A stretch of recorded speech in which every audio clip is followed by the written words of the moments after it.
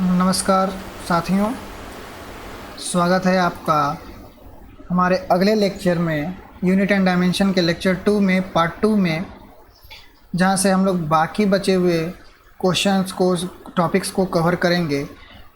पिछले टॉपिक्स में हमने ये सारी चीज़ें हमने कवर करी थी कि यूनिट एंड डायमेंशंस क्या होते हैं, फंडामेंटल यूनिट्स क्या हैं, फंडामेंटल फोर्सेस क्या हैं, फंडामेंटल यूनिट्स क्या होते हैं। ये सारी चीज़ों के बारे में हमने डिस्कस किया था कि फंडामेंटल क्वांटिटीज़ कितने होते हैं, तो 7 होते हैं। उसके बाद हमने और क्या डिस्कस किया था, फंडामेंटल फोर्सेस नेचर में कितने होते हैं। ये 4 हमने फंडामेंटल फोर्सेस के बारे में पढ़े थे। फिर फंडामेंटल फोर्सेस में कौन सा स्ट्रांग होता है, कौन सा वीक होता है, इन सब के बारे में हमने चर्चा की थी। उसके बाद अगर बात करें नेक्स्ट जो आपका था, उसके बाद हमने बात किया था सम प्रैक्टिकल यूनिट्स में एस्ट्रोनॉमिकल यूनिट्स के बारे में हमने चर्चा किया था कि एस्ट्रोनॉमिकल यूनिट्स क्या होती है। और उसके बाद हमने देखा था कि लाइट ईयर क्या होता है, लाइट ईयर का वैल्यू क्या होता है। तो 1 लाइट ईयर का वैल्यू होता है 9.46 × 10⁻⁻15 मीटर के बराबर होता है। उसके बाद हमने देखा था कि ये रिलेशन बिटवीन पार्सेक, ये पार्सेक बच गया था जिसको मैंने कहा था कि मैं अगले क्लास में कराऊंगा। तो पार्सेक से पहले मुझे लगता है कि कुछ और चीज़ें बतानी ज़रूरी है, जो उसके बाद ही मैं पार्सेक बता पाऊंगा, तो आप लोगों को समझ में आएगी बातें। तो पार्सेक समझने से पहले आपको और भी बहुत सारे टॉपिक्स हैं जो समझने होंगे, एंगल के यूनिट समझने होंगे, तब आपको पार्सेक समझ में आएगा। तो शुरू करते हैं आज के हमारे क्लास को, जो कि लेक्चर 2 है यूनिट एंड डायमेंशन का। आप जो लोग पहला वीडियो नहीं देखे हैं उसका लिंक मैं डिस्क्रिप्शन में दे दूंगा, आप लोग ज़रूर देखें, और वो देखेंगे तभी अगला समझ में आएगा, नेक्स्ट आपको समझ में आएगा। ये यूनिट एंड डायमेंशन का लेक्चर 2 जो है वो आपका आज ये लास्ट होगा, ये ख़त्म हो जाएगा आज का ये यूनिट एंड डायमेंशन। मैं कोशिश करूँगा कि मैं ख़त्म कर दूँ आज, ठीक है। तो शुरू करते हैं। नेक्स्ट है आपका जो टॉपिक है वो है आपका प्रेशर यूनिट्स। प्रेशर यूनिट्स क्या क्या हैं, तो पहला है आपका, आप यहाँ पे देख रहे होंगे बार, एटमॉस्फेरिक यूनिट, पास्कल, टोर। आप इन सब के इससे तो परिचित होंगे ही, सब लोग पास्कल से परिचित होंगे ही कि आखिर पास्कल होता क्या है। तो हम लोगों सभी को पता है कि पास्कल जो होता है वो आपका प्रेशर का एसआई यूनिट होता है। पास्कल जो है प्रेशर का ये एसआई यूनिट होता है। अगर आपसे पूछा जाए कि दाब का एसआई मात्रक क्या होता है, तो होता है पास्कल। ये तो लगभग लोगों को पता होगा, नहीं पता है तो आप लोग ध्यान रखेंगे कि दाब का एसआई मात्रक पास्कल होता है। नेक्स्ट है बार। ये बार क्या होता है, तो बार का जो वैल्यू होता है, एक बार का जो वैल्यू होता है, एक बार का जो वैल्यू होता है वो होता है 1,00,000 पास्कल के बराबर। 1,00,000 पास्कल के बराबर होता है, यानी कि इसको हम लिख सकते हैं 10⁵ पास्कल। एक बार का वैल्यू 1,00,000 पास्कल के बराबर होता है। यहाँ से क्वेश्चन डायरेक्ट पूछे जाते हैं कि एक बार का मान निम्न में से कौन सा होगा, तो आपको याद रखना है एक बार का वैल्यू 10⁵ पास्कल के बराबर होता है। अब ये एटीएम है, इसको कहते हैं एटमॉस्फेरिक प्रेशर या फिर एटमॉस्फेरिक प्रेशर या फिर वायुमंडलीय दाब, इसको वायुमंडलीय दाब भी कहते हैं। तो यहाँ पर एक एटम के बराबर एटीएम के बराबर क्या होता है, तो एक एटमॉस्फेरिक यानी कि एक एटमॉस्फेरिक के बराबर होता है 101325 पास्कल। याद रखिएगा वैल्यू 101325 पास्कल।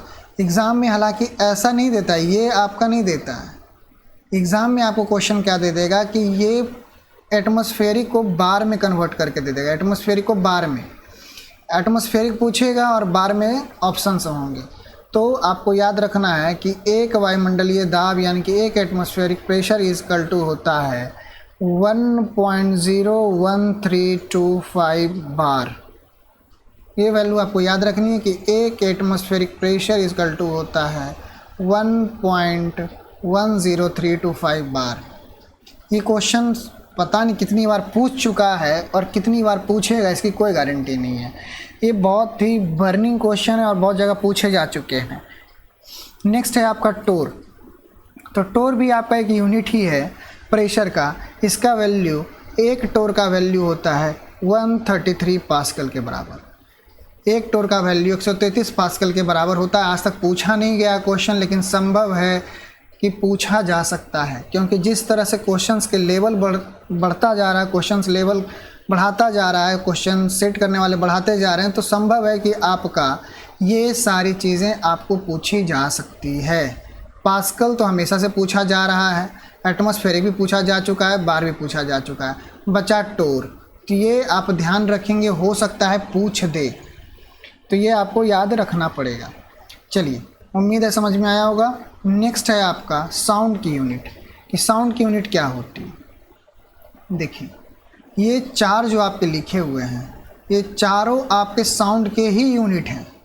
डेसिबल भी आपका साउंड का ही यूनिट है, सोन भी आपका साउंड का यूनिट है, फ़ोन भी आपका साउंड का यूनिट है, और मैक नंबर भी साउंड का यूनिट है। तो अगर क्वेश्चन में आएगा तो हम लोग क्या करेंगे, देखिए, ये जो डेसिबल है ये क्या मापता है, ये मापता है साउंड के प्रेशर को। ये याद रखिएगा, साउंड के प्रेशर को मापता है। ये साउंड के दाब को मापता है, साउंड के प्रेशर को मापता है, या सीधे शब्दों में कहें तो ये लाउडनेस को मापता है, कि कोई भी आवाज़ कितनी लाउड है, इसको मेज़र करने के लिए हम लोग डेसिबल का प्रयोग करते हैं। और यही आपका यूनिट में भी पूछा जाता है कि ऐसा यूनिट ऑफ साउंड क्या होता है, तो डेसिबल होता है। इसको रिप्रेजेंट करते हैं स्मॉल डी और कैपिटल बी से, स्मॉल डी और कैपिटल बी। अब यहाँ पर देखिए, मैंने कल बताया था, जो कल वीडियो नहीं देखे होंगे उन्हें ये समझ में नहीं आएगा कि यहाँ कैपिटल बी क्यों है। यहाँ कैपिटल बी इसलिए है क्योंकि ये जो बी है, आप एक साइंटिस्ट का नाम सुने होंगे, ग्राहम बेल। ग्राहम बेल का नाम सुने होंगे। ग्राहम बेल के सम्मान में उनके नाम पर ये यूनिट रख दिया गया, इसलिए ये कैपिटल लेटर में लिखा गया है। तो याद रखेंगे, डेसिबल का जो यूनिट होता है, साउंड का जो यूनिट है वो डेसिबल होता है, और डेसिबल को रिप्रेजेंट किया जाता है डी और बी में। ठीक है, एक चीज़ और यहाँ पर, इससे क्वेश्चंस क्या बनते हैं, यहाँ से आपको क्वेश्चन बनता है डेसिबल का डायमेंशन। इसकी बीमा पूछी जाती है कि डेसिबल की बीमा क्या होगी, डायमेंशन क्या होगी, डायमेंशनल फार्मूला क्या होगा। तो यहाँ आप समझिएगा कि जो डेसिबल का डायमेंशनल फार्मूला होता है वो होता है m not L not T not, यानी कि m की वैल्यू 1, L की वैल्यू 1, T की वैल्यू 1, यानी कि मिला जुला के इसका कोई भी डायमेंशनल फार्मूला नहीं होता है। देखिए, याद रखिएगा, मैं जितने भी डायमेंशनल लेस क्वांटिटी मैं इसको एक एक करके डिस्कस करता जाऊंगा। याद भी करने की उतनी ज़्यादा ज़रूरत नहीं होगी, जो याद करने की होगी मैं बताता जाऊंगा कि आप लोग इसे रट लें। तो यहाँ डेसिबल आपका क्या हुआ, dimension less unit quantity, dimension less unit है, ये बीमाहीन राशि होती है डेसिबल। नेक्स्ट है आपका सोन और फोन। देखिए, सोन और फोन का प्रयोग क्या होता है, इसका प्रयोग इसको किया जाता है परसीव्ड लाउडनेस चेक करने के लिए। परसीव्ड लाउडनेस कहने का मतलब, दोनों का प्रयोग परसीव्ड लाउडनेस चेक करने के लिए किया जाता है, और ये दोनों का प्रयोग मेडिकल साइंस में किया जाता है। यानी कि जब हम लोग कोई मेडिकल वगैरह देने जाते हैं किसी एग्ज़ाम के लिए, तो जो हमारा कान चेक होता है वो डॉक्टर लोग सोन या फ़ोन में ही चेक करते हैं। अब सोन और फ़ोन कैसे हुआ, मान लीजिए कोई डीजे पे गाना बज रहा है, कोई डीजे पे गाना बज रहा है, तो वहाँ पर कितनी आवाज़ होगी। हम लोग तो जनरल जो एम्पलीफायर होता है, वो अगर एम्पलीफायर में आपका जो वॉल्यूम होता है, ये आपका अगर 6 है, यहाँ 5 है, 4 है, तो आप लोग क्या करते हो कि किसी और को सुनाने के लिए इसको आप मैक्सिमम वैल्यू पे रखते हो, कि ताकि आप खुद नहीं सुनते हो, किसी और को सुनाना चाहते हो, अपनी भावनाओं को व्यक्त करना चाहते हो गाने की वजह से। चलिए, वो ठीक है, वो बात अलग है। लेकिन आप 6 पे बजा रहे हो, तो क्या जितनी आवाज़ आपको सुनाई दे रही है, एक बुज़ुर्ग यानी कि जो ओल्ड मैन होंगे उन्हें भी सेम क्वांटिटी में आवाज़ सुनाई दे रही होगी। जितना तेज़ आप सुन रहे होंगे, क्या उतना तेज़ उन्हें सुनाई दे रही होगी। आपने सुना होगा कि जो बुज़ुर्ग होते हैं, जो ओल्ड एज के लोग होते हैं, उन्हें आवाज़ कम सुनाई देती है, लेकिन वही आवाज़ कोई जो नवयुवक होता है या जवान लोग होते हैं, हम लोग होते हैं, उन्हें आसानी से सुनाई देती है। डेसिबल सेम है, वॉल्यूम जो आवाज़ है, लाउडनेस है, उसकी डेसिबल यहाँ इक्वल है। यहाँ दोनों के लिए डेसिबल सेम है, लेकिन सुनाई इसको कम दे रहा है और इसको ज़्यादा दे रहा है। यही आपका होता है परसिव्ड लाउडनेस। इसी को मेज़र किया जाता है परसिव्ड लाउडनेस में। तो उसको इसी को कहा जाता है परसिव्ड लाउडनेस, और इसकी यूनिट होती है सोन और फोन। यही आपका मेनली ऐसा यूनिट माना जाता है, लेकिन एग्ज़ाम में इससे क्वेश्चंस पूछे नहीं जाते हैं। अगर आपसे क्वेश्चन अगर पूछा जाएगा कि साउंड की यूनिट क्या होती है और ऑप्शन में सोन और फोन एक भी के कोई भी एक दे दिया रहे, तो ऐसा यूनिट के हम लोग सोन और फोन के लिए ही जाएंगे। यही आपका एसआई यूनिट होता है। साउंड यूनिट जो होते हैं उसके एसआई यूनिट सोन और फोन ही होता है मेडिकल साइंस में। अब ऐसे डेसिबल तो हम लोग जानते ही हैं। चलिए नेक्स्ट है आपका मैक नंबर। मैक नंबर क्या होता है, चलिए इसे समझते हैं। तब तक मैं कुछ रेज कर देता हूँ। मैक नंबर क्या होता है आप समझिए कि अगर कोई वायुयान उड़ रहा है, अगर कोई वायुयान उड़ रहा है, उसकी गति क्या होगी, उसकी गति क्या होगी। आप कहोगे कि सर इसमें हमने साउंड के बारे में हम लोग पढ़ रहे हैं, तो यहाँ वायुयान की गति का क्या मतलब है। वायुयान की गति से ये संबंध है कि हम लोग जब किसी भी वस्तु की गति को निकालना होगा, किसी भी वस्तु की गति के बारे में जब चर्चा करेंगे, तो उसे हम मैक नंबर से रिप्रेजेंट करते हैं। जनरली ये प्रयोग किया जाता है वायुयान के लिए। वायुयान की गति क्या होगी। अब मैक नंबर क्या होता है इसे समझेंगे। तो मैक नंबर होता है किसी भी ऑब्जेक्ट का स्पीड, किसी भी ऑब्जेक्ट का चाल, किसी भी वस्तु की चाल को हम लोग मैक नंबर से रिप्रेजेंट करते हैं। अब मैक नंबर क्या हो गया, अब मैक नंबर क्या हुआ तो ये समझिएगा। मान लिया जाए हम लोग एक वस्तु है एक्स, एक वस्तु है एक्स, उसकी चाल अगर उसका मैक नंबर दिया हुआ है, अगर उसका मैक नंबर दिया हुआ है 5, वस्तु है एक्स, बस चाल उसकी मैक नंबर 5 दिया हुआ है, तो हम लोग उस वस्तु की चाल या स्पीड आराम से निकाल सकते हैं। अब कैसे निकालेंगे वो मैं बताता हूँ। ये जो मैक नंबर होता है वो उस वस्तु की चाल पे निर्भर करता है, उस वस्तु के ध्वनि के चाल पर निर्भर करता है। किसी वस्तु का स्पीड ऑफ ऑब्जेक्ट जो होता है वो होता है speed of sound into Mach number. ये याद रखिएगा कि स्पीड ऑफ साउंड जो होगा वो speed of sound into Mach number के बराबर स्पीड ऑफ ऑब्जेक्ट होगा। एग्जाम्पल के तौर पे समझते हैं, अगर किसी वस्तु की, किसी वायुयान की गति, अगर वायुयान दिया हुआ है या एरोप्लेन है, उसका मैक नंबर, इसका हिंदी में भी मैक नंबर ही कहते हैं, अगर 5 दिया हुआ है, तो हम लोग वायुयान की स्पीड निकाल सकते हैं। कैसे, यहाँ समझिए। हम लोगों ने कहा कि स्पीड ऑफ ऑब्जेक्ट जो होता है speed of sound into Mach number. तो स्पीड ऑफ साउंड हम लोग जानते हैं क्या होता है। स्पीड ऑफ साउंड हम लोग जानते हैं कि वो होता है लगभग 300 मीटर पर सेकेंड, ये हम लोग जानते हैं। अब इनटू मैक नंबर अगर 15 कर दें, 5 कर दें, तो ये आपका हो जाएगा 1500 मीटर पर सेकेंड। यानी कि वायुयान जो उड़ रहा है, वायुयान की जो गति है वो 1500 मीटर पर सेकेंड है।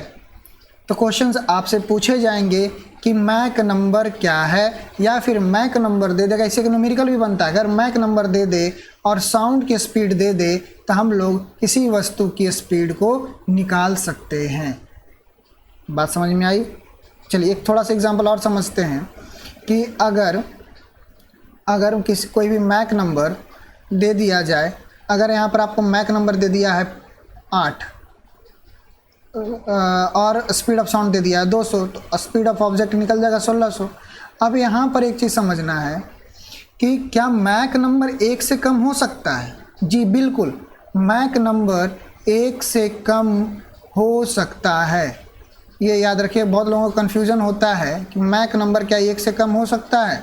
बिल्कुल हो सकता है, 1 से कम हो सकता है मैक नंबर। उम्मीद है यहाँ तक आपको समझ में आया होगा, और इससे क्वेश्चंस बनते हैं, मैक नंबर से पूछा जाता है। और हाँ, मैक नंबर से क्वेश्चंस और पूछे जाते हैं क्या इसकी बीमा क्या होती है? तो जाहिर सी बात है कि एक सिंपली एक न्यूमेरिकल वैल्यू है, तो ये बीमाहीन राशि होगी, ये एक बीमाहीन राशि होगी। मैक नंबर बीमाहीन राशि होती है, यानी कि डायमेंशन लेस क्वांटिटी है। तो यहाँ तक अभी तक मैंने 2 डायमेंशन लेस क्वांटिटी पढ़े। एक मैंने डायमेंशन लेस क्वांटिटी पढ़ा डेसिबल, ये डेसिबल आपका डायमेंशन लेस क्वांटिटी होता है। और फिर हमने पढ़ा मैक नंबर। ये 2 आपके बीमाहीन राशियाँ होती है, दोनों आपकी बीमाहीन राशि है। तो धीरे धीरे हम लोग देखेंगे कौन कौन से डायमेंशन लेस हैं, कौन कौन से क्या हैं। चलिए नेक्स्ट टॉपिक पे आते हैं। तो यहाँ देखिए आपको एक लिस्ट बना हुआ मिल रहा है कि किसके डायमेंशंस नहीं होते हैं, किसके डायमेंशन नहीं होते हैं, किसकी बीमा नहीं होती है। अगर मैं आपको याद दिला दूँ तो स्ट्रेन से रिलेटेड क्वेश्चन 64वीं बीपीएससी 64th बीपीएससी का क्वेश्चन है, आप लोग प्रीवियस ईयर उठा के देख सकते हैं। तो पूछा जा चुका है कि निम्न में से कौन सी बीमाहीन राशि है। उसका एक ऑप्शन स्ट्रेन भी था और बहुत सारे स्ट्रेस वगैरह दिया हुआ था। तो जिन्हें ये अगर 4, 2, 4, 6 और 1-2 क्वेश्चन और 1-2 पॉइंट और हैं, अगर वो याद होगा तो आसानी से 1 नंबर आप लोग ला सकते हैं। ये बीपीएससी का क्वेश्चन मैं बता रहा हूँ, 64th बीपीएससी। अगर किन्हें यकीन नहीं है तो आप प्रीवियस ईयर उठा के देख सकते हैं, अगर कोई बीपीएससी की प्रिपरेशन करते होंगे तो यहाँ पर आपको जो भी पूछा जाएगा कि कौन सी बीमाहीन राशि है या फिर निम्न में से किस राशि की बीमा नहीं होती है, उसके ऑप्शन में से यही 6 जनरली दिए जाते हैं और इसी 6 में से एक आपको पूछा जाता है। तो ये आप आसानी से निकाल सकते हैं। आप लोग अगर याद होगा या याद रखेंगे तो आपको आसानी से याद हो सकता है और आप लोग आसानी से 1 नंबर ला सकते हैं। मैं सबकी हिंदी लिख दूं कि स्ट्रेन का हिंदी होता है विकृति, स्ट्रेन की हिंदी होती है विकृति। और अगर इसका फार्मूला देखा जाए, फार्मूला को छोड़ देते हैं, ये होता है change in length by original length, तो अलग चीज़ है, उसको छोड़ देते हैं। बस याद रखना है कि डायमेंशन लेस क्वांटिटी होती है। रेनॉल्ड नंबर को हिंदी में रेनॉल्ड नंबर ही कहा जाता है, रेनॉल्ड संख्या ही कहा जाता है। स्पेसिफिक ग्रेविटी, इसको कहा जाता है विशिष्ट गुरुत्व, ये होता है विशिष्ट गुरुत्व। और यहाँ से क्वेश्चन बनते हैं, आप लोग यहाँ से याद कर लेंगे कौन कौन सा डायमेंशन लेस होता है। डाइलेक्ट्रिक कांस्टेंट, ये होता है द्विवैद्युतीय नियतांक, द्विवैद्युतीय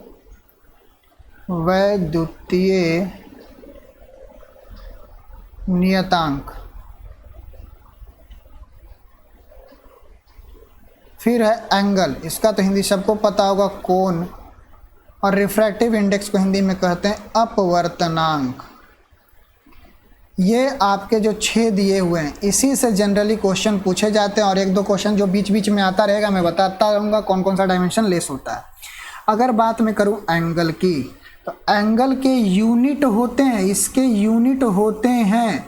एंगल एक ऐसा चीज़ है, टर्म है, ऐसी क्वांटिटी है, एंगल कोण एक ऐसी क्वांटिटी है जिसके पास यूनिट होता है लेकिन डायमेंशन नहीं होता है। ये एक बीमाहीन राशि होती है। एंगल के यूनिट होते हैं लेकिन डायमेंशन के इसके डायमेंशन नहीं होते हैं। तो क्वेश्चन पूछा जाता है निम्न में से किसके इकाई तो होती है लेकिन बीमा नहीं होती है। तो ये आपको याद रखना, एंगल कोण जो है उसकी इकाई होती है लेकिन इसकी बीमा, कोई भी बीमा नहीं होती है। क्लियर है बात यहाँ तक?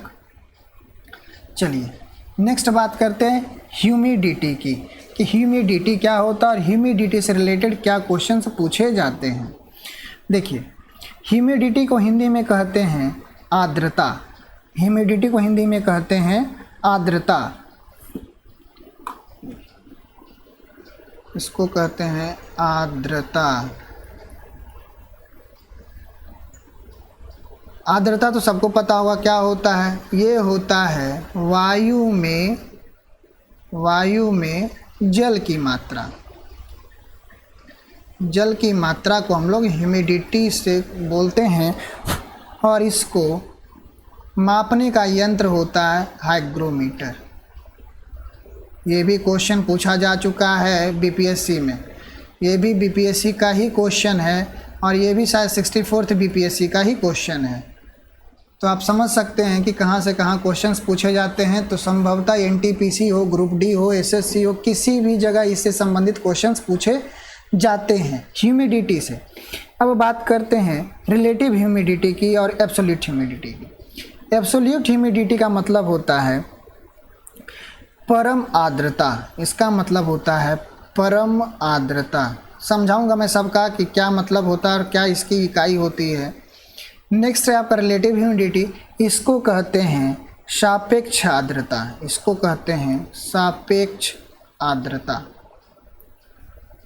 अब एक एक करके समझते हैं कि क्या होता है। पहले बात करते हैं एब्सोल्यूट ह्यूमिडिटी की। पहले बात कर लेते हैं एब्सोल्यूट ह्यूमिडिटी की। ह्यूमिडिटी यानी कि परम आर्द्रता क्या होती है।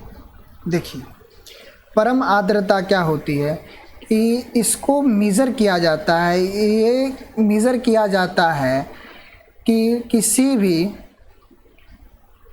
एक यूनिट ऑफ वॉल्यूम, मतलब कि per unit volume of air में, पर यूनिट वॉल्यूम ऑफ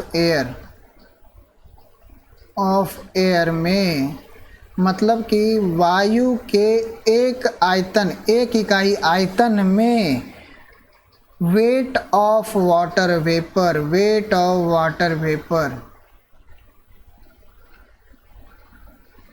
मतलब ये समझिए। देखिए ये इंग्लिश मीडियम वालों के लिए हो गया। हिंदी मीडियम वाले, एक इकाई आयतन में, एक इकाई हवा के आयतन में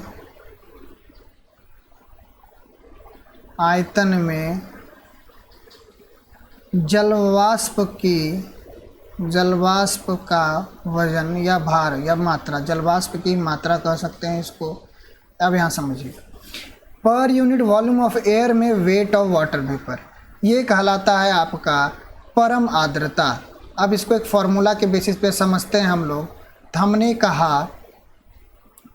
कहा कि per unit weight of water vapour per unit volume of air, weight of water vapour per unit volume of air. तो वेट ऑफ वाटर वेपर अगर देखा जाए तो यहाँ हो जाएगा वेट ऑफ वाटर वेपर, जलवाष्प की मात्रा, जलवाष्प कितना है, डिवाइडेड बाई, ये हो जाएगा आपका डिवाइडेड बाई, हमने क्या कहा, per unit volume of air, यानी कि वॉल्यूम ऑफ एयर। ये आपका क्या हो जाएगा। तो यहाँ वेट किस में लेंगे, याद रखिएगा। देखिए वेट यहाँ पर लोग केजी, ग्राम, सेंटी किस में लेंगे, तो यहाँ वेट ऑफ वाटर वेपर लेंगे ग्राम में और वॉल्यूम ऑफ एयर लेंगे मीटर क्यूब में। ये तो सबको पता है कि वॉल्यूम का, आयतन का इकाई क्या होती है, मीटर क्यूब।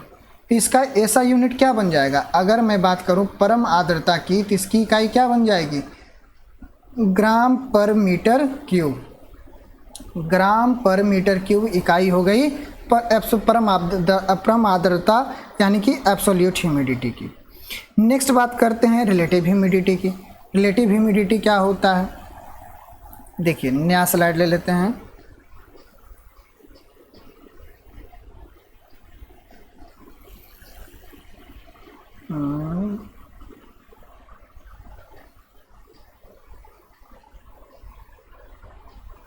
देखिए हम लोग बात कर रहे हैं रिलेटिव ह्यूमिडिटी की। रिलेटिव ह्यूमिडिटी क्वेश्चंस पूछे जाते हैं बाबू, इसको मत समझिएगा कि मास्टर क्या पढ़ा रहा है उलूल जुलूल। क्वेश्चंस पूछे जाएंगे, आपको बहुत सारी जगह मिलेगा कि हल्का हल्का क्वेश्चन दे के आपको खुश कर दिया गया कि नहीं ये है ये, लेकिन ऐसी बात नहीं है। क्वेश्चंस के लेवल होंगे इस बार, क्योंकि लड़के बहुत ज़्यादा हैं, वैकेंसियाँ कम हैं, तो आपको उस लेवल तक, उस स्तर तक पहुंचना होगा। आपको अगर नौकरी लेनी है तो आपको उस स्तर तक पहुंचना होगा। और प्रीवियस ईयर जहां आप बना रहे हैं बनाइए, लेकिन मेरा मानना है कि आपको प्रीवियस ईयर पे ही पूरी तरह निर्भर नहीं होना चाहिए। आपको प्रीवियस ईयर से आइडिया लेना चाहिए कि किस एंगल से वो क्वेश्चन पूछ रहा है और उस एंगल से संबंधित कितने प्रश्न संभावित हो सकते हैं, कितने प्रश्न बनते हैं और कितने प्रश्न पूछे जा सकते हैं। तो आपको अगर ह्यूमिडिटी की चर्चा उसने प्रीवियस ईयर में की है तो संभवतः इस बार वो रिलेटिव ह्यूमिडिटी भी पूछ सकता है, वो सापेक्ष आर्द्रता भी पूछ सकता है। इसकी पूर्ण गारंटी तो नहीं दे सकता हूँ, लेकिन संभवतः है कि ये पूछा जा सकता है। चलिए देखते हैं रिलेटिव ह्यूमिडिटी क्या होता है।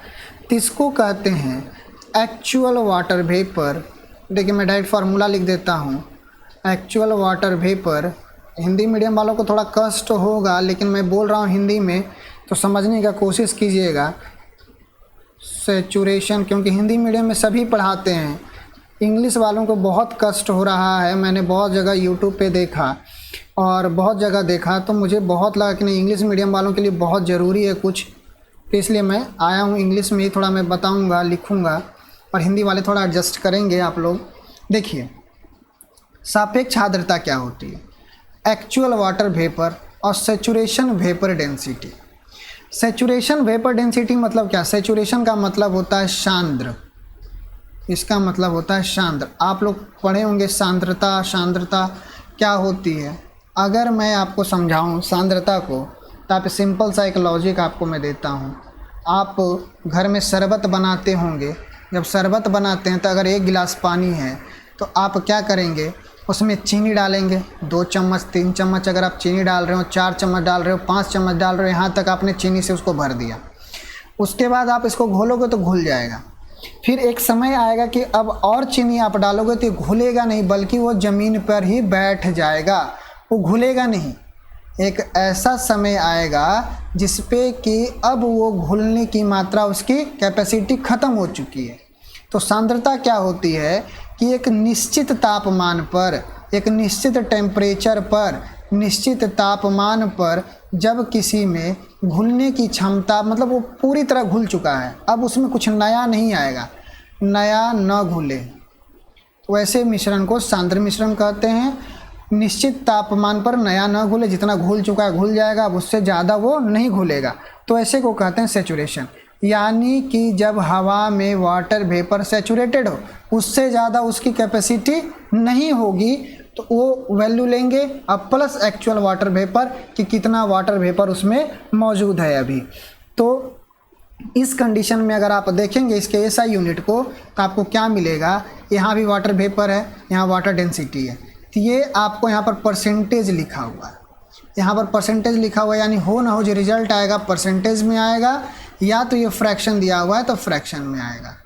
तो क्वेश्चन से यहाँ से पूछे जाते हैं, क्वेश्चन आपको पूछा जाएगा कि कौन सी इकाई, इसकी मैं इकाई लिख देता हूँ, या तो फ्रैक्शन में या तो परसेंटेज में पूछी इसकी यूनिट होती है। तो मैं बता दूं कि क्वेश्चन पूछा जाएगा कि रिलेटिव ह्यूमिडिटी की एसआई इकाई क्या होती है, एसआई यूनिट क्या होती है, तो परसेंटेज या फिर रिलेटिव ह्यूमिडिटी को किस में व्यक्त किया जाता है, तो वो भिन्न में होगा या फिर परसेंटेज में व्यक्त किया जाता है। और एब्सोल्यूट ह्यूमिडिटी की इकाई ग्राम पर मीटर क्यूब होती है। बात क्लियर है, यहाँ तक कोई दिक्कत नहीं होनी चाहिए मेरे ख्याल से। अगर किन्हीं को कोई दिक्कत है तो ज़रूर आप मैं कमेंट बॉक्स में बताएंगे कि हाँ सर ये टॉपिक में दिक्कत है, या फिर किन्हीं को लग रहा है कि नहीं वीडियो में थोड़ा सा लेवल हाई होना चाहिए, लो होना चाहिए, ये क्या होना चाहिए, किसी तरह की अगर किन्हीं को कोई परेशानी है समझने में तो आप हमें ज़रूर सूचित करेंगे, और सूचित करने से क्या होगा कि हम आगे उस पर काम करेंगे और आगे से उस चीज़ों को ध्यान रखेंगे कि नहीं मुझे ये भी कवर करना है। ठीक है, चलिए देखते हैं कि नेक्स्ट आपका टॉपिक है फॉर मेजरिंग एंगल्स। देखिए अब एक कहोगे कि मास्टर यहाँ तो हम कभी पढ़े ही नहीं, ये सब सारी चीज़ें क्या बता रहे हो यार, बेकार में समय खोटी कर रहे हो। मैं समय खोटी नहीं कर रहा हूँ, मैं समय वेस्ट नहीं कर रहा हूँ। ये चीज़ें हैं जिससे क्वेश्चन पूछी जाती है, आप लोग ध्यान नहीं देते हो, आप लोग क्वेश्चन छोड़ के चले जाते हो, या जो रट लेते हो, जनरली आप लोग रट लेते हो, मैं यही कहूँगा।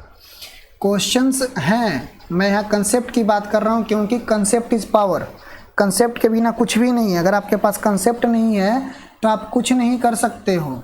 आप कितना रटोगे, कितना कुछ करोगे बॉस, हमेशा हर एक का समाधान रटना ही नहीं होता है। चलिए बात करते हैं एंगल यूनिट की कि कोण के क्या क्या इकाई हो सकते हैं। देखिए एक है आपका सेक्साजेसिमल सिस्टम, एक है सेंटीएसिमल सिस्टम, और एक है आपका सर्कुलर सिस्टम। तीनों में अंतर समझते हैं क्या है। देखिएगा ये आपका सेक्साजेसिमल सिस्टम में आपका डिग्री होता है, आर्क मिनट होता है, आर्क सेकेंड होता है, सेंटेसिमल में ग्रेड होता है, मिनट होता है, सेकेंड होता है, और इसमें रेडियन और स्टेरेडियन होता है। अगर मैं बात करूं कि आप लोग जो जनरली हम लोग डेली लाइफ में कोई भी क्वेश्चन या एंगल को सॉल्व करते हैं तो हम लोग डिग्री में ही बनाते हैं, इसी का प्रयोग करते हैं, डिग्री का ही प्रयोग करते हैं, आर्क का, मिनट का ही प्रयोग करते हैं, सेकंड का ही प्रयोग करते हैं। अगर मैं मान लूँ, अगर मैं आपको उदाहरण के तौर पे बताऊं तो ये आपका है, अगर कोई कोण है ये, तो मैं इसे अगर मेज़र करने के लिए कहूँ तो आप कहोगे मान लिया जाए 38 डिग्री 50 मिनट और 53 सेकेंड, ऐसा कुछ बताओगे। तो ये यूज़ हम लोग डेली लाइफ में करते हैं। आपको ये लिखा रहता है तो आप आराम से समझ जाते हो कि डिग्री लिखा हुआ है, मिनट है, ये सेकेंड है, ये डिग्री की ही यूनिट होगी। इसलिए ये जो यूनिट है ये फेमस है, ये फेमस यूनिट इसको कहा जाता है, फेमस यूनिट ऑफ एंगल्स। और वही सर्कुलर सिस्टम को कहा जाए, ये जो सिस्टम है इसको नेचुरल यूनिट ऑफ एंगल कहा जाता है।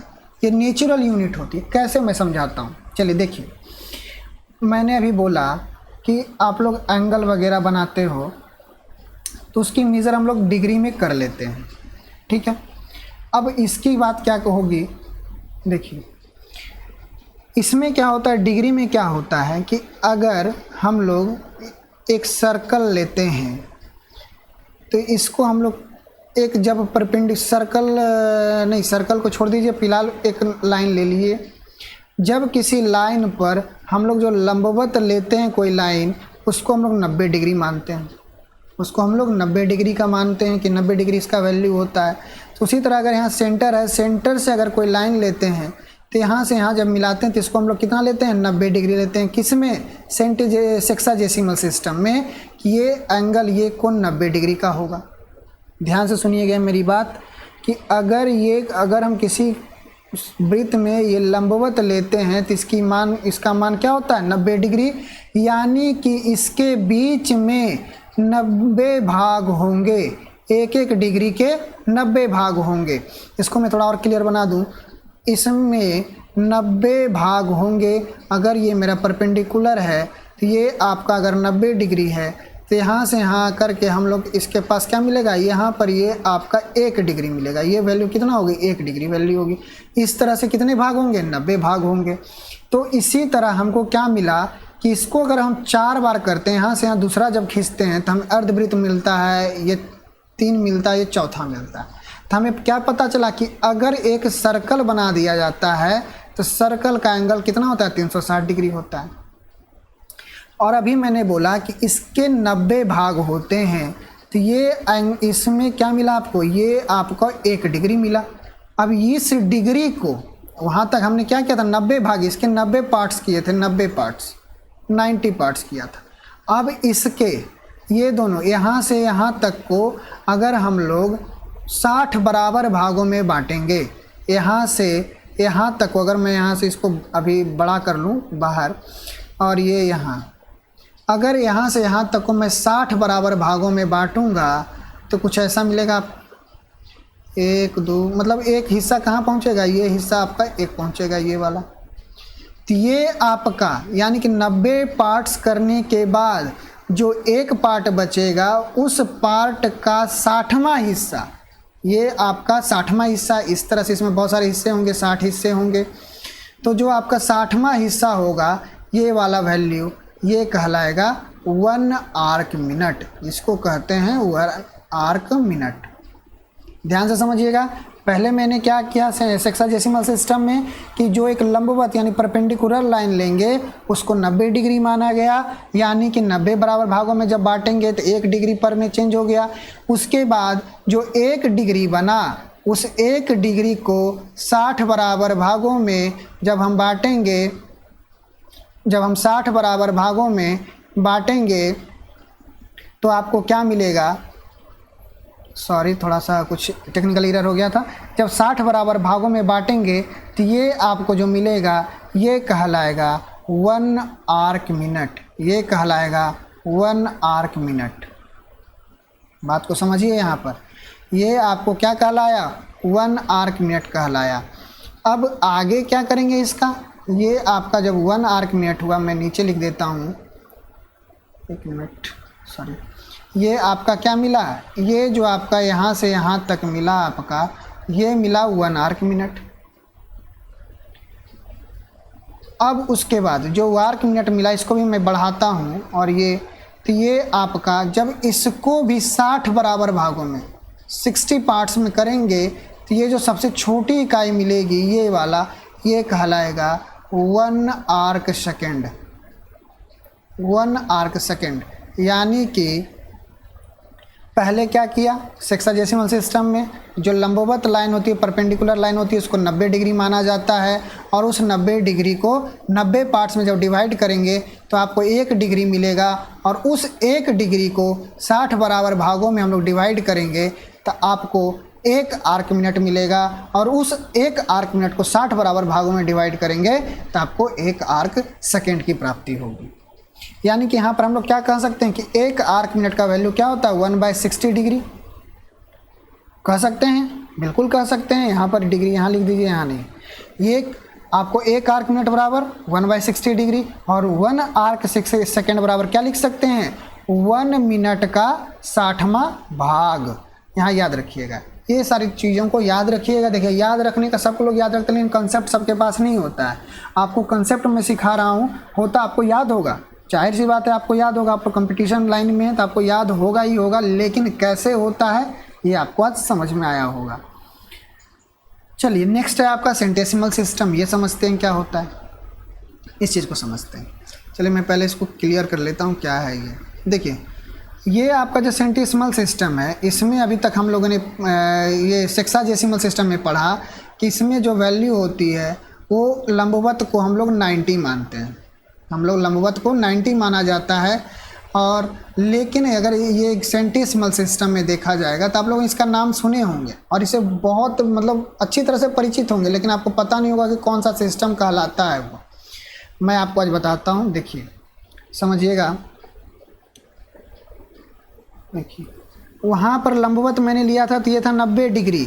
यहाँ पर जब मैं लंबवत लूँगा, यहाँ पर अगर मैं लंबवत ले रहा हूँ, लंबवत का मतलब 90 डिग्री नहीं, मैं सीधी रेखा की बात कर रहा हूँ।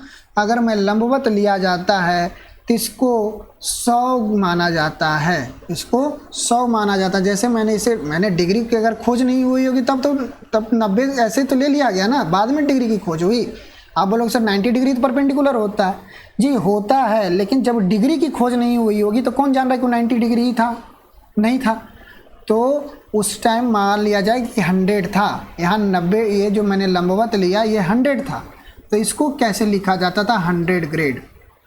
जी ऊपर में 100 ग्रेड, तो यहाँ ग्रेड कितने थे, 100 ग्रेड थे। तो अगर पूछा जाए कि एक सर्कल में एक वृत्त में कितने ग्रेड्स होंगे, तो जिस तरह से इसमें सेक्साडेसिमल सिस्टम में अगर एक लंबवत 90 डिग्री का था तो पूरे वृत्त में कितने एंगल थे, 360 डिग्री थे। तो उसी तरह अगर ग्रेड में कहा जाए तो कितने ग्रेड होंगे, उसी तरह इसमें भी 4 भाग होगा, इसमें भी 4 भाग होगा, तो टोटल कितने ग्रेड हो जाएंगे, 400 grades in a circle.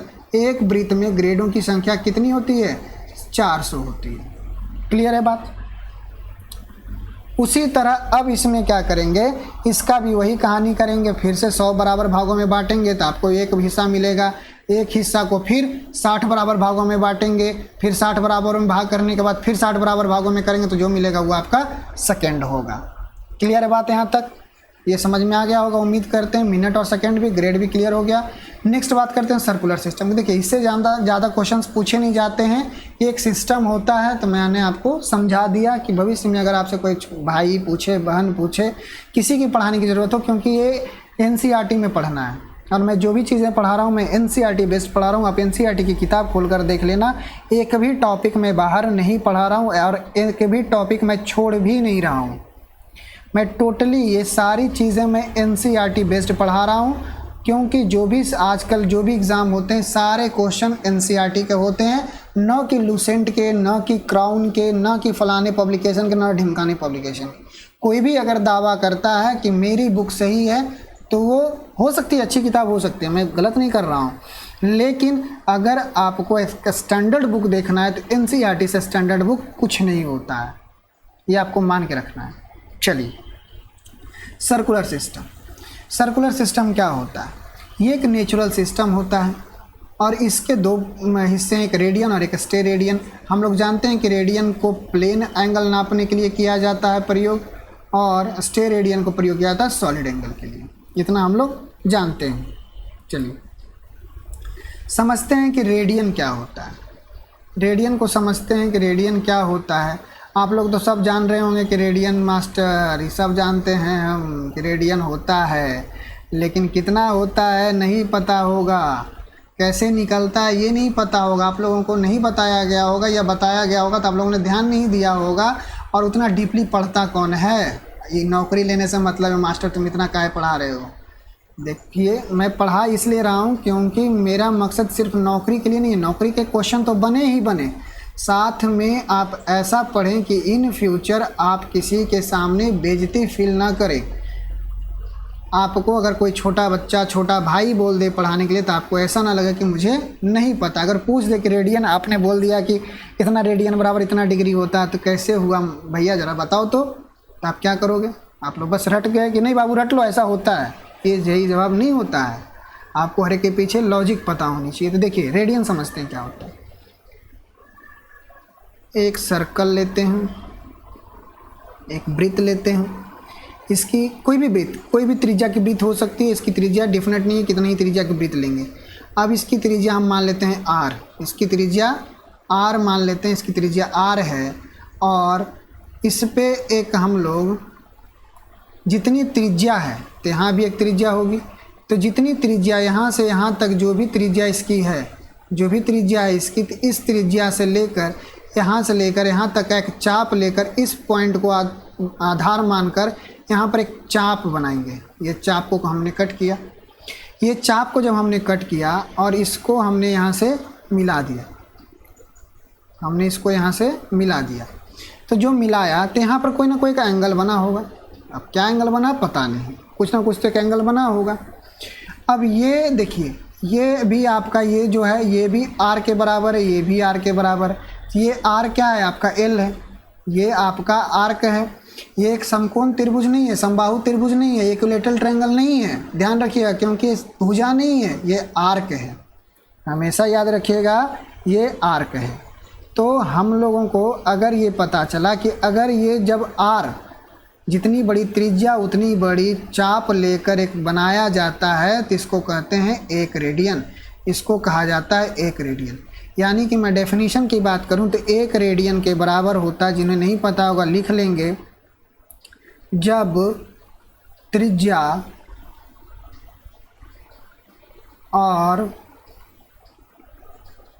Arc length, चाप की लंबाई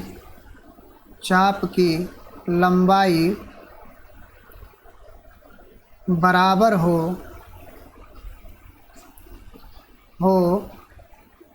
तो उनके बीच का एंगल, उनके बीच का कोण एक रेडियन होता है, एक रेडियन होता है। समझिएगा बात को, थोड़ा सा कट रहा होगा तो थोड़ा सा एडजस्ट कीजिएगा। चलिए देखिए, जब त्रिज्या और चाप की लंबाई बराबर हो तो उनके बीच का कोण एक रेडियन होता है। यहाँ पर त्रिज्या कितनी थी? r थी, और यहाँ पर जो हमने चाप लिया वो भी r ही लिया, इसके बीच का जो कोण बना ये रेडियन बना। इस तरह हमने देखा कि यहाँ पर जब इसको एक और लिया गया, जितना त्रिज्या था उतना ही यहाँ से यहाँ एक चाप लिया गया, तो ये भी आपको यहाँ मिला दिया। फिर हमने जितनी त्रिज्या थी वहाँ लिया तो ये हमने यहाँ पर मिला दिया। तो हमने देखा कि लगभग ये भी एक r होगा, ये भी आपका एक रेडियन होगा, एक रेडियन ये भी, एक रेडियन ये भी। तो हमें क्या पता चल रहा है कि जब हम लोगों ने 3 बार ऐसा किया, जब हम लोगों ने ऐसा 3 बार किया तो हमें लगभग 180 डिग्री के आसपास मिल रहा है। देखिए ध्यान से समझिएगा, मैं नया स्लाइड ले लेता हूँ तो आपको ज़्यादा समझ में आएगा। हमने क्या किया कि एक सर्कल लिया, एक वृत्त लिया, वृत्त में हमने एक त्रिज्या ली, त्रिज्या की लंबाई मान लिया। जब मैंने r रखा तो जितनी त्रिज्या थी उतनी ही त्रिज्या का हमने एक चाप लिया, हमने त्रिज्या का के ही बराबर चाप लिया और उसको जब मिला दिया तो इसके बीच बनने वाले एंगल को एक रेडियन कहा गया। ये एक रेडियन के बराबर हुआ। क्लियर है बात यहाँ तक? कब? जब रेडियस दोनों का बराबर हो और चाप की लंबाई भी बराबर हो। ध्यान रहे ये समबाहु त्रिभुज नहीं है, क्योंकि ये आर्क है, ये इक्विलैटरल ट्रायंगल नहीं है, because it is an arc. उसके बाद हमने जब इसी तरह किया तो फिर से मैंने रेडियस के बराबर एक आर्क लिया यहाँ से यहाँ, उसके बाद यहाँ से यहाँ मिलाया तो भी मुझे 1 रेडियन का वैल्यू प्राप्त हुआ। फिर जब मैंने मिलाया अगेन मैंने यहाँ से चाप लिया रेडियस के बराबर, त्रिज्या के बराबर, तो मुझे 1 रेडियन ये प्राप्त हुआ। तो 1 रेडियन वो, 1 रेडियन ये और 1 रेडियन ये मिला जुला के मुझे जब 3 रेडियन के बारे में हम लोगों ने पढ़ा निकाला तो हमने देखा कि लगभग 180 डिग्री के बराबर है। डिग्री की खोज हो चुकी है। तो हम लोगों ने देखा कि 3 रेडियन किसके बराबर है? 180 डिग्री के बराबर है, लगभग, एग्जैक्टली नहीं बराबर है। हमें क्या पता चला कि 3 रेडियन जो है वो लगभग बराबर है 180 डिग्री के। 3 रेडियन बराबर है 180 डिग्री के।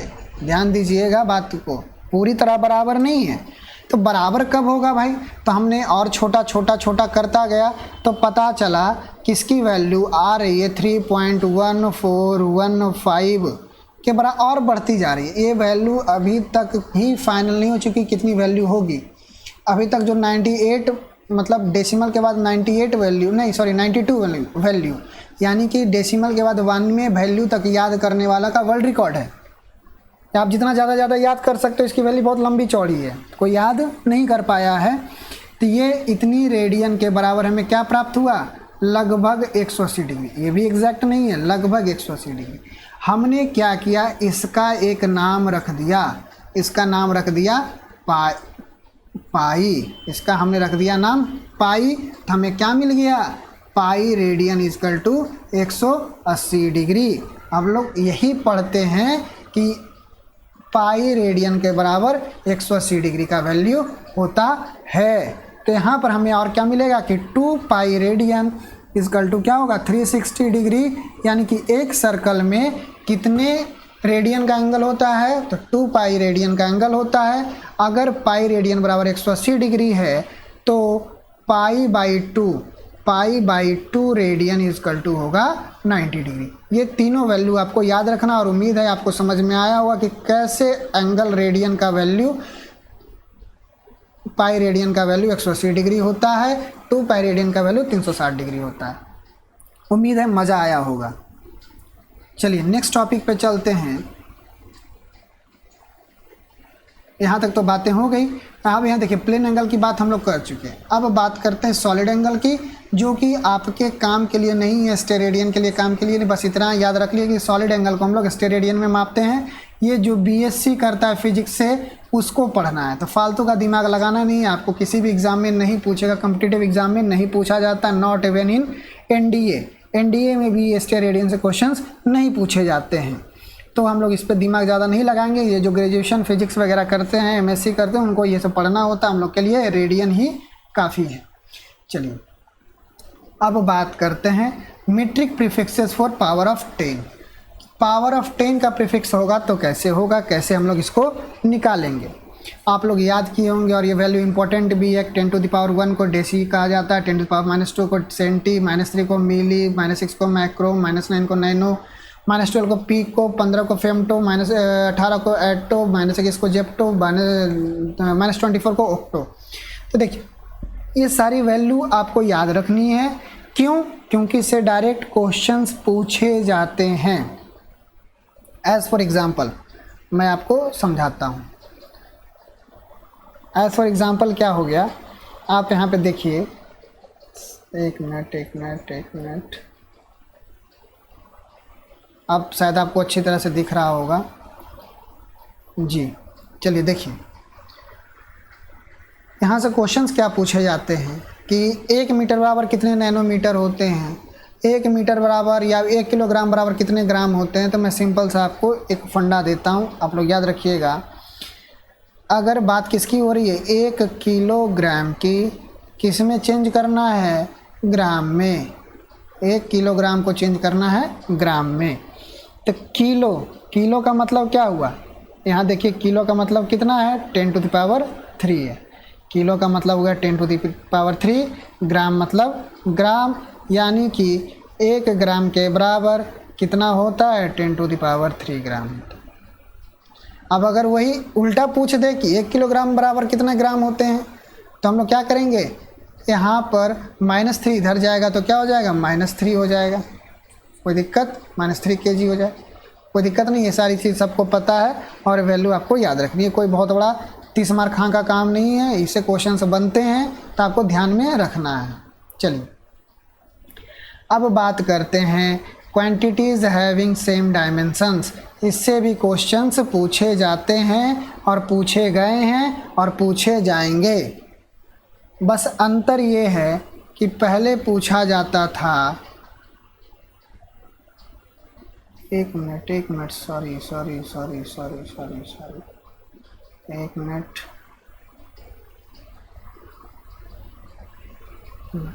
देखिए पहले अंतर क्या था कि क्वेश्चंस पूछे जाते थे। मान लिया जाए क्वेश्चन आपको दे दे, मैं हिंदी सबका लिख दूंगा, तो आपको पहले क्वेश्चंस पूछे जाते थे कि ये आपका मोमेंटम और इम्पल्स, मोमेंटम का होता है संवेग।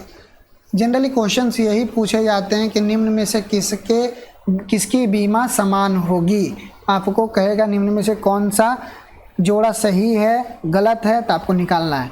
तो आपको याद रखना है कि मोमेंटम का यूनिट और इम्पल्स का यूनिट एक समान होता है। मैं निकाल के दिखा देता हूँ, 1-2 को मैं निकाल के दिखाता हूँ, बाकी आप याद कर लीजिएगा, उतना ही होता। देखिए अगर मोमेंटम की बात करूँ, मैं संवेग की बात करूँ, संवेग का फार्मूला होता है, मोमेंटम का फार्मूला होता है mass into velocity, m into v होता है।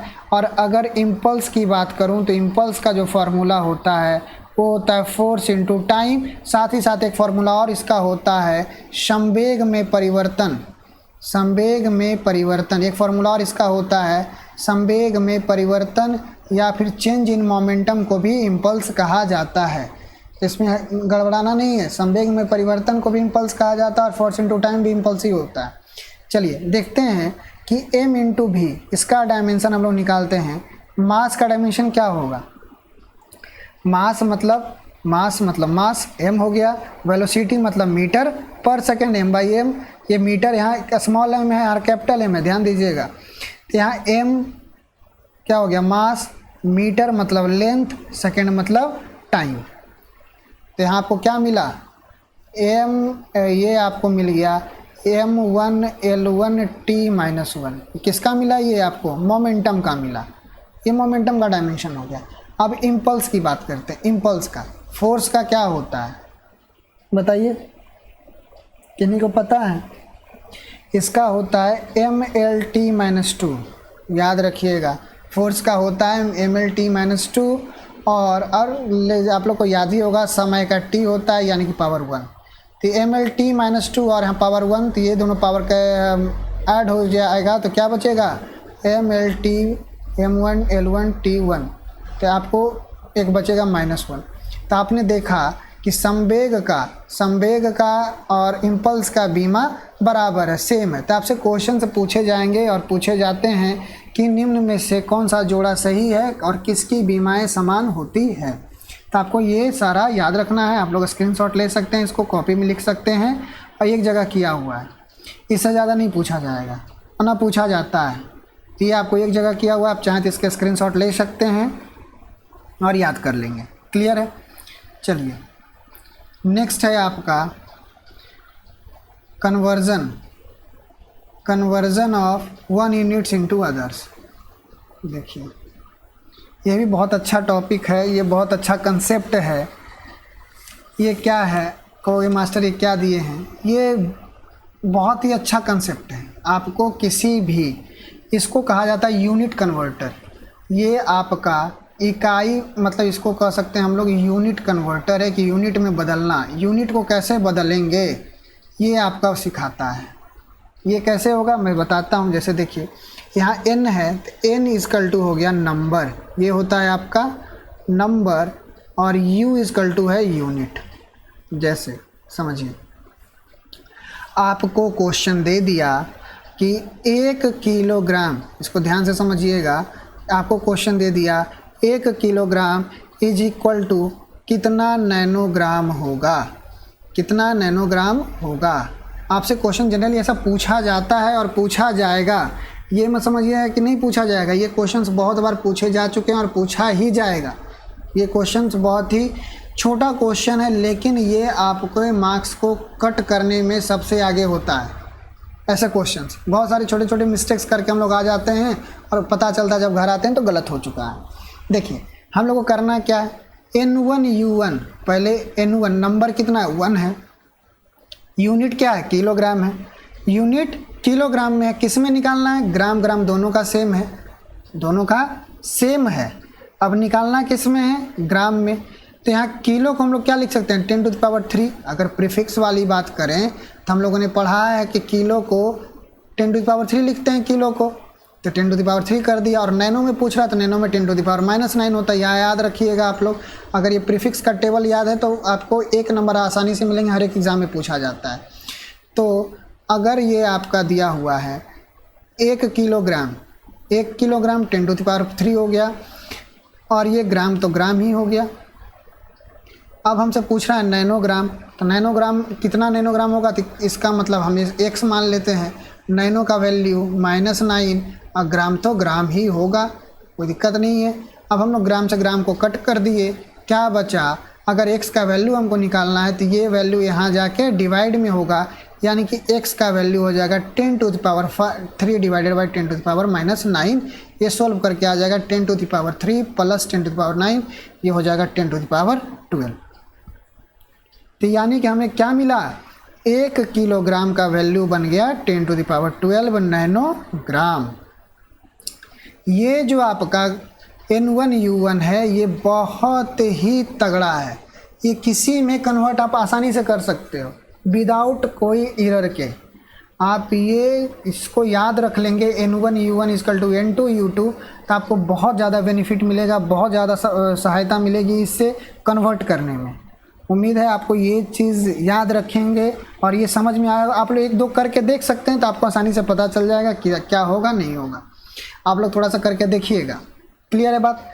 अब देखिए कुछ और चीज़ें मैं आपको बता देता हूँ कि क्या होता है। अभी तक हम लोगों ने पढ़ा, जो भी चीज़ें पढ़ी तो उसमें से एक चीज़ हमने नहीं पढ़ा, एक नहीं पढ़ा, क्या वो मैं आपको बताता हूँ। और उसकी स्लाइड भी मैंने नहीं बनाई है तो थोड़ा सा कष्ट होगा, थोड़ा सा सॉरी फॉर इनकन्वीनियंस। आप लोग थोड़ा सा सहायता देंगे तो मैं पढ़ा दूँगा उस चीज़ को भी। वो टॉपिक क्या है, डिस्टेंस यूनिट। इसमें थोड़ा सा मैंने 1-2 टॉपिक पढ़ाए हैं, फिर से मैं थोड़ा सा कोशिश करता हूँ पढ़ाने का। सॉरी कि मैडम आपको दिख रहा है या नहीं, मैं देख लूँ, दिख रहा है। डिस्टेंस यूनिट, डिस्टेंस यूनिट्स, दूरी की इकाई। कुछ दूरी की इकाई के बारे में हम लोग पढ़ेंगे। इसमें हमने आपको 2 चीज़ों के बारे में बता दिया। 2 चीज़ों के बारे में किसके बारे में प्रीवियस अभी तक मैं बताया कि जो लोग कल के क्लास नहीं देखे हैं वो आज की क्लास देखेंगे तो आपको थोड़ा बहुत ही समझ में आ पाएगी, लेकिन कुछ चीज़ें ऐसी जो उससे बहुत ज़्यादा रिलेटेड है पिछले क्लास से। तो आप पिछले क्लास के वीडियोस ज़रूर देखेंगे और मुझे उम्मीद है आपको बहुत मज़ा आएगा, बहुत ज़्यादा आपको कुछ नया सीखने को मिलेगा। तो इसमें देखते हैं डिस्टेंस यूनिट्स में। तो मैंने आपको पिछले क्लास में बताया है लाइट ईयर के बारे में, प्रकाश वर्ष के बारे में हमने डिस्कस कर लिया था। एस्ट्रोनॉमिकल यूनिट्स के बारे में डिस्कस कर लिया था। लाइट ईयर यानी कि प्रकाश वर्ष के बारे में हमने बात कर ली थी कि प्रकाश वर्ष कितना होता है। एस्ट्रोनॉमिकल यूनिट्स मतलब खगोलीय दूरी, ये भी हमने डिस्कस कर लिया था। अब बात करते हैं नेक्स्ट आगे क्या है, जिससे क्वेश्चन पूछे जाते हैं और आपको कुछ मैं नया सिखाने की कोशिश करता हूँ, कुछ अलग, कुछ कंसेप्ट जो कि मज़ा देगा। चलिए देखते हैं क्या है। मैंने आपको कल का जो वीडियो था वो लास्ट किया था पार्सेक से, वो आपको पार्सेक पे जाके मैंने छोड़ दिया था कि पार्सेक की बातें अगले क्लास में करेंगे। देखिए पार्सेक समझते हैं क्या होता है। अगर मैं कोई एक वृत्त लेता हूँ, किसी भी त्रिज्या का एक वृत्त, यार गोला तो ढंग से बन जा। मैं यहाँ पर एक कुछ वृत्त डाल लेता हूँ एक। चलिए आपका एक वृत्त बन गया यहाँ पर, और इस वृत्त की कोई त्रिज्या ले लेता हूँ, इसकी कोई त्रिज्या ले लेता हूँ, यहाँ से यहाँ तक इसकी कोई त्रिज्या, वृत्त थोड़ा छोटा है लेकिन इसकी कोई त्रिज्या है, और इस त्रिज्या को मैं r मान लेता हूँ, मैं त्रिज्या को r मान लेता हूँ। और इस r के बराबर ही मैं एक चाप काटता हूँ, मैं r के बराबर ही, तो ये आपको यहाँ से यहाँ मैंने एक चाप से मैंने इसको यहाँ पे कट किया, तो यहाँ पर अगर ये l है तो ये l क्या है, r के बराबर है, l के r के बराबर है। तो मैंने रेडियन में आपको पढ़ाया था कि ये आपका अगर l के बराबर r होगा तो ये आपको क्या मिलेगा, 1 रेडियन के बराबर मिलेगा, 1 रेडियन के बराबर मिलेगा, ध्यान रखिएगा। तो यहाँ पर अगर हम लोग पार्सेक की बात कर रहे हैं, अभी कुछ देर पहले ही मैंने आपको बताया, अभी कुछ देर पहले ही मैंने आपको बताया कि पार्सेक क्या होता है, रेडियन क्या होता है। यहाँ पर हम लोग बात कर रहे हैं पार्सेक की। तो पार्सेक क्या होता है, पार्सेक होता है 2 शब्दों से मिलकर बना हुआ है, एक है आपका पारालेक्टिक, जैसे कि आप कहिएगा क्या होता है पारालेक्टिक, और ये 1 सेकेंड, लेकिन मज़ा आएगा, आपको कुछ नया सीखने को मिलेगा, बहुत मज़ा आएगा, आप समझिएगा इस चीज़ को। पारालेक्टिक क्या होता है, अगर आपकी आंखें दोनों खुली है, आपके सामने कोई वस्तु है, सपोज कीजिए कि आप यहाँ पर खड़े हैं, एकदम स्माइल फेस के साथ, और एकदम पूरा चश्मा वश्मा लगा के आप यहाँ पे खड़े हैं, और सामने खड़ी है एक सुंदर कन्या, आपको देख के मुंह बिचका ली है, अपना मुंह एकदम बिगाड़े हुई है और आपको देख नहीं रही, लेकिन आप क्या करें, उसको देखे जा रहे हैं, आप दोनों आँख से देख रहे हैं। आपके बीच में सडनली क्या हुआ कि कोई एक लड़का यहाँ पर नज़दीक आके खड़ा हो गया, आपका पता नहीं दुश्मन कोई होगा या कोई वस्तु आपके सामने, एक बांस या कोई भी चीज़ आगे खड़ी होगी। आप क्या करेंगे, आप अगर ध्यान दे रहे हैं लड़की पर, अगर इस सुंदर कन्या पर, ये आपकी सुंदर कन्या हो गई, ये आप हो गए, आपकी ध्यान अगर इस सुंदर कन्या पर होगी तो ये बांस जो आपका बीच में तार हो, बांस हो, कुछ भी हो, आपको ये 2 नज़र आएगा, और वही अगर आप ध्यान किस पे केंद्रित कर दिए, बांस पर, तार पर, जो भी आपके बीच में है, जब आप उस पे ध्यान केंद्रित कीजिएगा तो आपको लड़की 2 नज़र आएगी, ये हमारे आँखों का नियम है। अब वही काम अब क्या करना है, अगर आप एक आँख बंद कर लेते हैं, किसी एक आँख को आपने बंद कर लिया, तो जब आप देखेंगे तो आपको, अगर बांस को देख रहे हैं तो जिस आँख को बंद किया उसके उसी तरफ आपको लड़की दिखेगी, और अगर आपने इस आँख को बंद किया तो लड़की आपको उस तरफ नज़र आएगी। तो ये प्रोसेस को कहते हैं पारालेक्टिक, और इसी को कहते हैं पारालेक्टिक पर सेकेंड को ही कहा जाता है पार्सेक। ये जो मैंने इतना लंबा चौड़ा भी थेसिस दिया, उसको पैरालेक्टिक को समझाने के लिए दिया, इसी को पैरालेक्स कहा जाता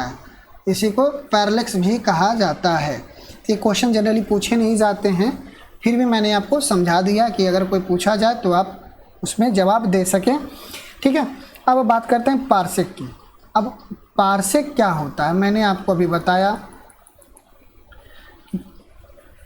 रेडियन के बारे में कि जब हम लोग त्रिज्या के बराबर कोई चाप लेते हैं, त्रिज्या के बराबर अगर चाप लेते हैं तो उसके बीच बनने वाला कोण 1 रेडियन के बराबर होता है, ये हमने जाना।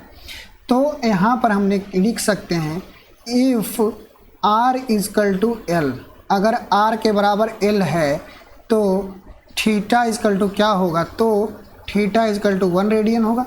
ये हमने भी बात करी, इसमें कोई शक नहीं है, ये बात हमने पढ़ी है अभी।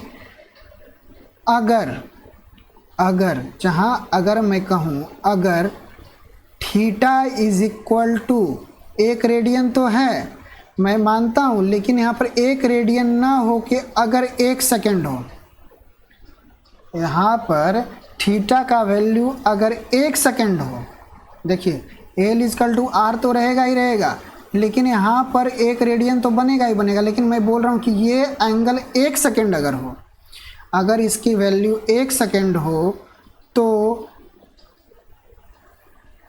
एल जो आपका होगा, यहाँ पर ध्यान से समझिएगा,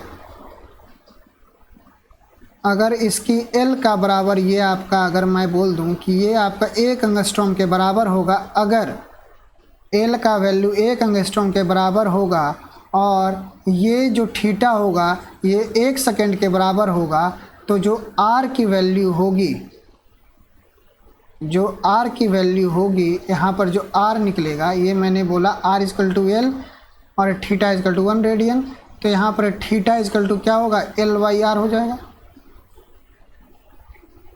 ये आपका theta is equal to L by R होगा।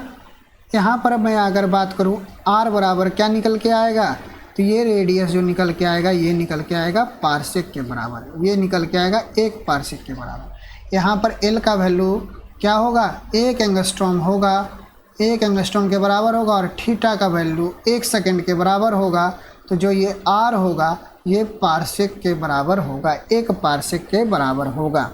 अब ये वैल्यू आप समझ सकते हैं, 1 एंगस्ट्रॉम का यूनिट, 1 एंगस्ट्रॉम यूनिट जो होता है कितना बड़ा होता है, और ये थीटा अगर 1 सेकेंड है, ये आपका इधर आएगा और ये इधर जाएगा। देखिए मैं इसको यहाँ पे सॉल्व करता हूँ, तो आपको क्या मिलेगा, theta is equal to L by R है, तो ये आर इजकल टू क्या होगा, एल बाई थीटा हो जाएगा।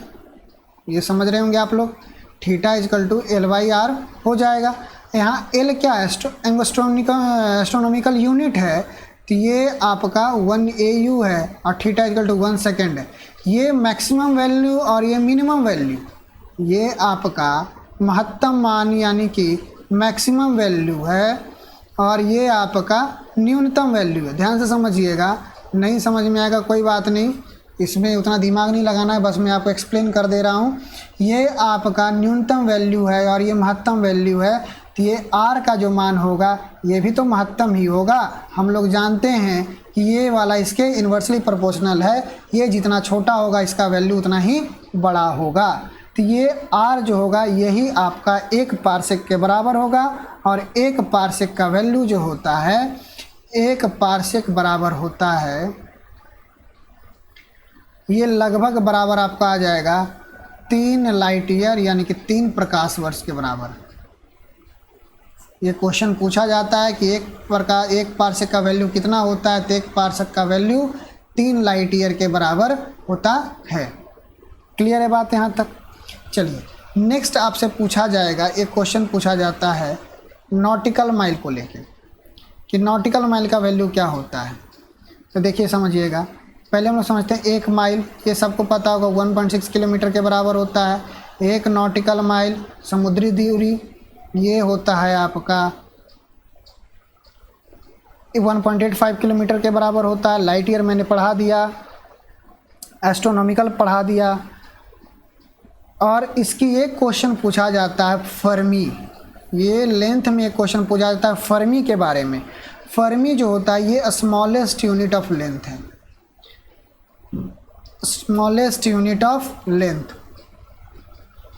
ये स्मॉलेस्ट यूनिट ऑफ लेंथ है। ये पूछा जाता है और पूछा जा चुका है, इसलिए मैं आपको यहाँ पर VVI में करवा दे रहा हूँ।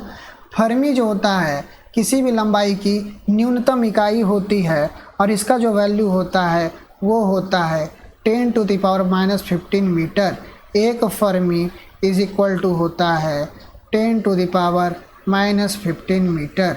ये याद कर लीजिएगा आप लोग। और यहाँ पर आपका लगभग मैंने ये सारे जो भी यूनिट एंड डायमेंशन से रिलेटेड क्वेश्चंस थे मैंने करवा दिए। ये आपका लगभग मैंने ख़त्म कर दिया है क्वेश्चंस। ये यूनिट एंड डायमेंशन चैप्टर मैंने लगभग ख़त्म कर दिया। इसमें से एक टॉपिक बचा है सिग्निफिकेंट फिगर्स, मैं उसको अलग टॉपिक बनाकर पढ़ाऊँगा, एक अलग वीडियो बनाकर पढ़ाऊँगा सिग्निफिकेंट फिगर्स का। उम्मीद करता हूँ कि आप लोगों को बहुत मज़ा आया होगा, बहुत कुछ सीखने के लिए मिला होगा। और इसके जो क्वेश्चंस हैं यूनिट एंड डायमेंशन के, मैं वो भी करवाऊंगा अगले वीडियोस में। मैं इसके क्वेश्चंस, बहुत अच्छे अच्छे क्वेश्चंस जो शायद आपने किए भी होंगे और नहीं भी किए होंगे, कोई दिक्कत नहीं है, मैं सारे क्वेश्चंस को करवाऊंगा। लेकिन हाँ, प्रीवियस ईयर क्वेश्चन अगर अच्छे होंगे, करवाने लायक होंगे तो करवाऊंगा, या फिर मैं वो सारे क्वेश्चंस कराऊंगा जो आपके आँखों से नहीं गुजरे हैं अभी तक, और संभावना है कोई से क्वेश्चंस पूछे जा सकते हैं। क्वेश्चन का लेवल थोड़ा अधिक होगा, लेकिन मैं क्वेश्चन बेसिक लेवल से शुरू करूंगा और आपको मैं सारे डिटेल डिस्कशन के साथ पढ़ाऊंगा। और थोड़ा सा आप लोग ये हमारे सहयोग करेंगे कि क्वेश्चन या इधर हिंदी में हो सकता है या तो इंग्लिश में हो सकता है। मैं दोनों मीडियम में कोशिश करूँगा, लेकिन मैं भी एक अकेला इंसान हूँ, मुझे भी सारे काम अकेले करने हैं, तो मैं कोशिश करूँगा कि मैं दोनों मीडियम में लिखूँ। लेकिन अगर किन्हीं को दिक्कत हो रही है, इंग्लिश मीडियम वाले को हिंदी मीडियम में, हिंदी मीडियम वालों को इंग्लिश मीडियम में, तो थोड़ा सा आप लोग एडजस्ट करो, कंसेप्ट सीखो। कंसेप्ट का कोई मीडियम नहीं होता है, कंसेप्ट आपको जैसे समझ में आ रहा है आप समझो। अगर आपके पास कंसेप्ट आ गया तो आप किसी भी मीडियम का क्वेश्चन हो आप आसानी से सॉल्व कर सकते हो। तो इसी उम्मीद के साथ कि आपको बहुत अच्छा लगा होगा। अगर किन्हीं को कोई शिकायत है, कोई सुझाव देना चाहते हैं तो आप कमेंट में ज़रूर दें, और इस वीडियो को ज़्यादा से ज़्यादा शेयर करें, ज़्यादा से ज़्यादा लोगों तक शेयर करें, जिससे कि आपका बहुत लोग लाभान्वित हो सकें, बहुत लोगों को फ़ायदा मिल सके और वो लोग भी अच्छा कर पाएँ एग्ज़ाम के लिए, और मुझे भी अच्छा लगेगा और ज़्यादा से ज़्यादा लोगों को की मैं मदद कर पाऊँगा। धन्यवाद। Wish you all the very best. Stay safe, stay healthy and good luck. Thank you.